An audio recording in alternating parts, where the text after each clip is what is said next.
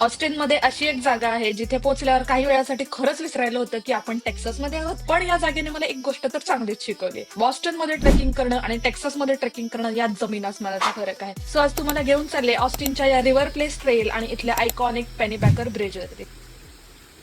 डोंगर डायरेक्ट चिरलेत बघ. हा डोंगर चिरून रस्ता बनवतात. नमस्कार मंडळी, मी आहे भक्ती आणि अमेरिकन लाईफ मराठी वाईब मध्ये तुमच्या सर्वांचं स्वागत आहे. आम्ही आता चाललेलो आहोत ऑस्टिन मधल्या फेमस रिव्हर प्लेस ट्रेल वरती आणि तिथे जातानाचा रस्ता इतका सुंदर आहे ना, असा घाटाघाटाचा रस्ता आहे. आणि हा आहे ऑस्टिन मधला one of the richest area, जिथे बरेच श्रीमंत लोक राहतात आणि घरं बघा एकेकाची. चला, अर्धा तास झाला अच्छा, आतमध्ये आणि आपलं जाणार लोकेशन आलंय.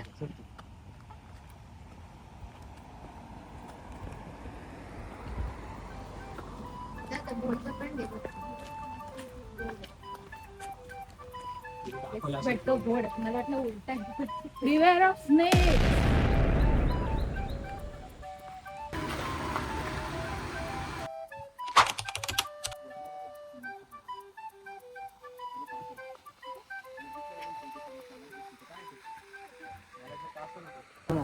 3 आले ते पण आले बहुतेक. हा, इथे देत असतील खायला लोक. म्हणजे अरे आणायला हवं होतं काहीतरी. शेंगदाणे खातात ते. हो. अरे ते अजून, अरे खरं त्यांना खरंच वाटते अजून 2 आले. आमच्याकडे नाहीये काही. हाय. त्यांना वाटतं मी खायला देणार आहे, पण बिचारे आमच्याकडे काहीच नाही खायला द्यायला. हो, खावा. ओके, सो आता आम्ही चाललेलो आहोत रस्त्याचा ट्रेल मध्ये. कसा आहे? आणि कसला सुंदर रस्ता आहे हा.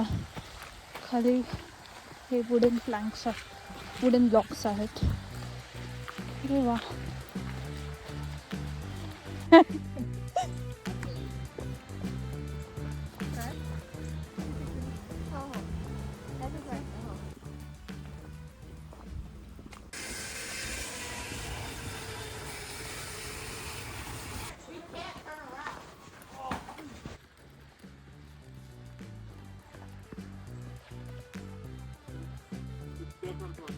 हा,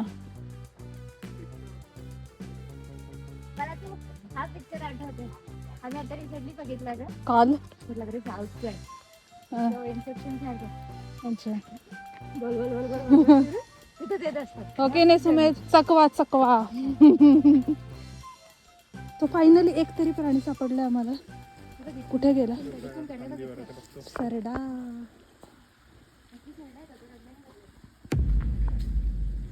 bye.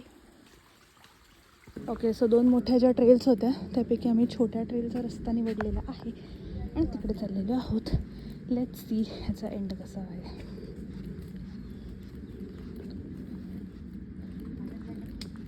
One more stop, panther junction. So आता आम्ही 1 तास चाललो, आता परत रिटर्न चाललो 1 तास मागे.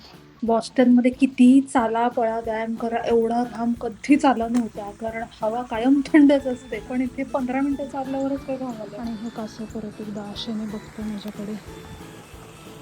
हिने खायला आणलं असेल का, पण मी नाही आणलं. इथे मस्त मस्त घर आहेत हिलवरती. या सुंदर एरिया आहे हा, एकदम डोंगरात न काढलेला. वा.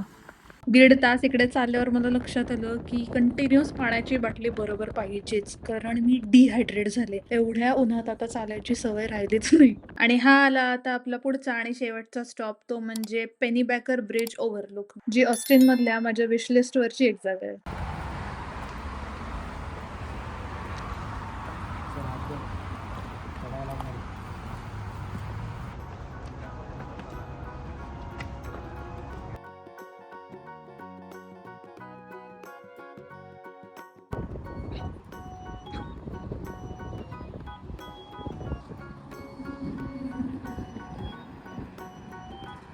हा ब्रिज ऑस्टिनच्या सर्वात आयकॉनिक लँडमार्क्स पैकी एक आहे.